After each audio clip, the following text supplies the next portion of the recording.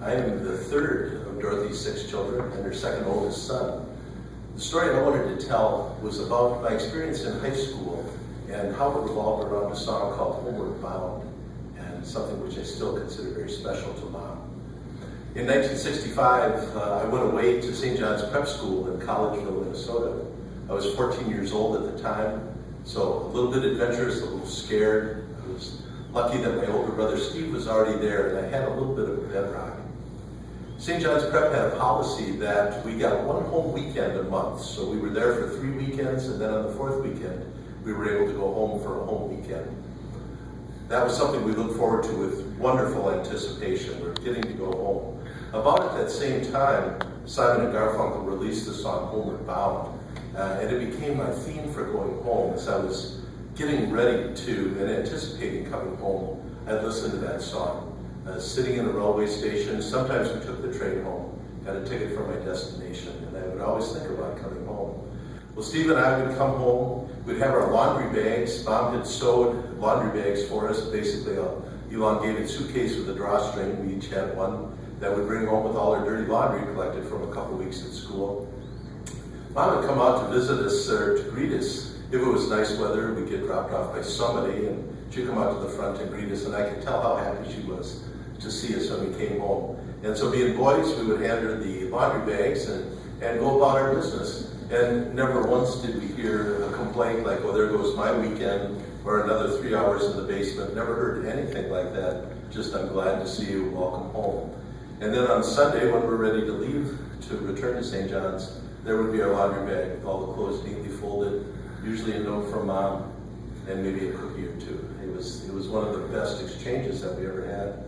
When we came home, Mom would try to fix us some favorite dinner. A lot of times we'd have fried chicken, perhaps pork chops, but she always wanted to do something special for her 2 boys that came home from St. John's. Mom was a wizard, a miracle worker, as all of our siblings know, in the kitchen, feeding a family of 8 on a limited budget and somehow keeping everyone, making sure everyone was full. The magic of corn fritters and dumplings, we never went away hungry. One time I had a friend from St. John's Prep, a person by the name of Tom Murtha. He was with me. We were down in the Twin Cities for some reason and getting ready to take a bus back to St. John's. And I invited Tom over for supper. I said, come on over, let's have supper at my house. So Mom made a chuck roast. She was a wonder at the chuck roast, the cheapest, toughest bit of cow you could ever see. And through the miracle of pressure cookers and great seasonings, made a wonderful dish.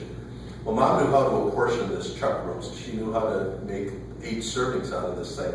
So here I was with one of my friends in school, and she brought out the plate. It was a long glass dish that I think was more like a celery and carrot type of dish, but that's how she served the chuck roast.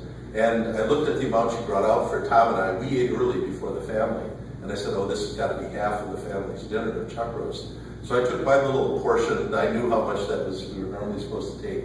Tom took the rest, ate it down, and said, Mrs. Dirksen, that was wonderful, may I have some more? And Mom looked at me, and I looked at her, and without saying a word, our eyes met, and I knew what she was thinking, and there goes somebody's supper for the night. So she said, sure, Tom.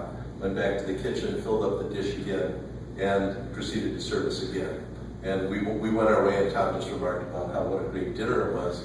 And I just couldn't help but think Mom didn't get chuck roast that night. She didn't get her pot roast, but she made sure her son was happy. And we laughed about it afterwards. It became one of our running jokes about the great appetite that Tom Murtha had.